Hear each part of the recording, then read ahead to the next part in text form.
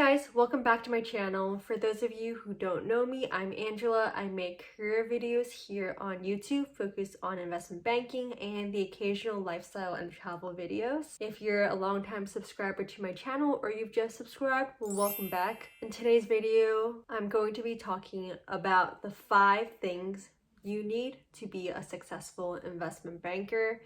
These are traits that I've noticed all of my peers have and traits that I've developed across my time in it. Jumping straight into things, number 1, you're someone who's willing to tough out long hours. There are a lot of smart people in investment banking who very reasonably don't want to put themselves through it. You have to be able to accept a demanding lifestyle with weeks of up to 80 or 100 plus hours. It can be very exhausting both mentally and physically on your body when you're working multiple late nights in a row. There are a lot of demanding requests and you're always working on a bunch of things at once. It can be very brutal, so you need to openly accept that this is just the nature of the job. Number 2, you're willing to do all of the tasks. So there are a lot of menial tasks in investment banking, some that you guys have mentioned before, such as formatting slides, moving around logos, sending out meeting invites, printing out bucks, and they might seem like easy tasks, and they are, but they're a lot more difficult when you're under a time constraint, you have 10 other things to do, and it's also 3 a.m. at night, and you slept at 5 a.m. the night before. However, no matter what the task is, how small or how big, you have to be able to be willing to do it. Number 3, you're a fast learner. You have to be able to pick things up quickly in investment banking. You're staffed on multiple things since the beginning. It's a very quick ramp up. There's very little hand holding.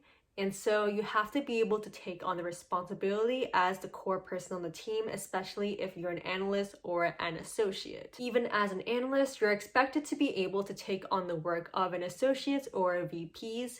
Even if you're not planning to stay as long and get promoted to associate level or VP level, you still should be able to take on that role. You're expected to be able to step up to the role above you at a very junior level. Number 4, you have a good attitude. You could be the most technical person in the room.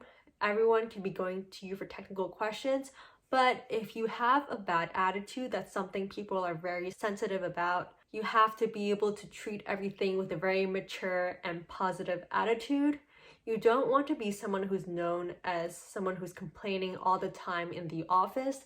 That's viewed on very poorly, and you could be the best analyst ever, but if you have a bad attitude, that's something that people will remember and bring up.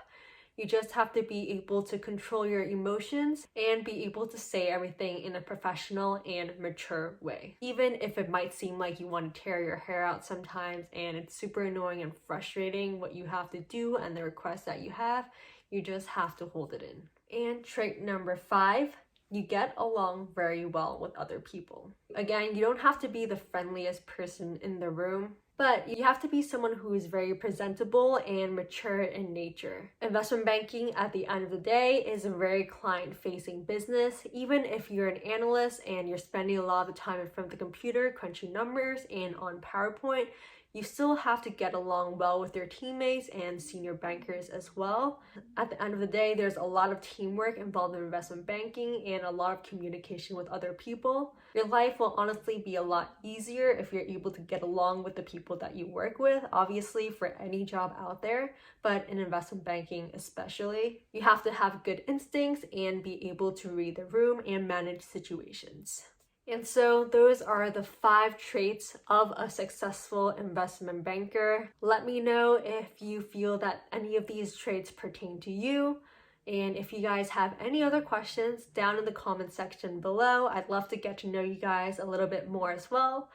As always, if you enjoyed this video, please make sure to give it a thumbs up. Subscribe if you haven't already, and hit that bell for notifications so you know whenever I post a new video. Thank you guys so much for watching, and I'll see you guys in the next one. Bye!